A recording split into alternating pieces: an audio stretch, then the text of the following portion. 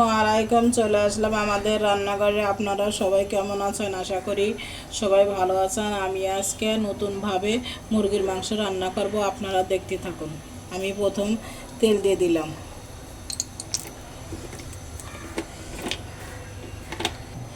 এখানে আমার সাদা এলাচ আছে, দারচিনি আছে, এখানে রসুন ছেঁচে নিয়েছি, আদা ছেঁচে নিয়েছি, তেজপাতা আছে। এখানে সব আমি এখন তেলের পর দিয়ে দেব। আজকে বাটা মশলা দেব না। আমার মশলাটা ভাজা হয়ে গেছে, আমি এখন মাংসটা একটু ভেজে নেব। মাংসটা আলু দিয়ে ভেজে নেব।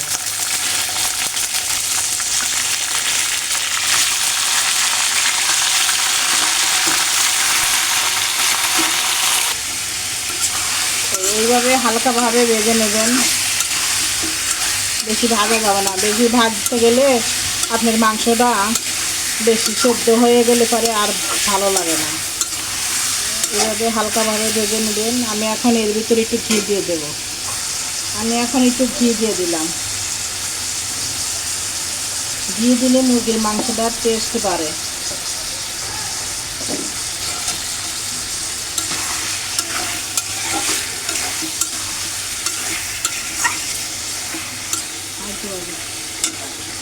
আমার কারেন্টটা চলে গেছে, আমি এখন এইভাবে রান্না করব বন্ধ করে। আমার আলুটা আর মাংসটা ভেজে নিয়েছি, এখন আমি গুঁড়া মশলা দিয়ে দেব। আমি এই যে মশলা এখানে 1 চামচ করে জিরার গুঁড়া, ধনের গুঁড়া, শুকনো মরিচের গুঁড়া, স্বাদ মতো লবণ, হলুদের গুঁড়া সব একে দিয়ে নিয়েছি। এখন আমি এগুলো সব দিয়ে দেব।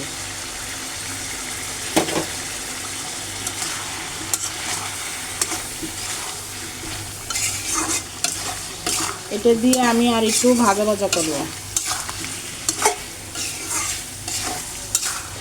আমি এখন কিছুটা কাঁচামরিচ আর পেঁয়াজ দিয়ে দেব, এর সাথে ভালো করে ভেজে নেব।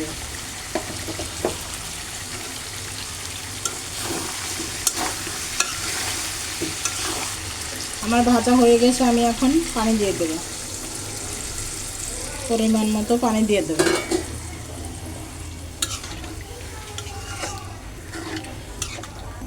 আমি এখন কিছুক্ষণের জন্য ঢেকে দেব।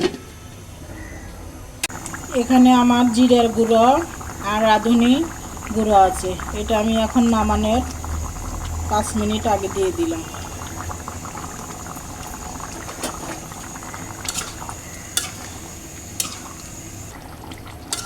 দেখেন আমার মুরগির মাংস রান্নাটা হয়ে গেছে, দেখেন কত সুন্দর হয়েছে।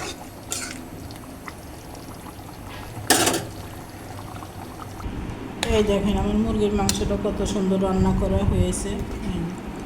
ভালো লাগলে আপনার আপুকে একটা লাইক, শেয়ার, সাবস্ক্রাইব করে দিবেন, কমেন্টে জানাবেন কেমন হয়েছে। আসসালামু আলাইকুম, সবাই ভালো থাকেন, আল্লাহ হাফেজ।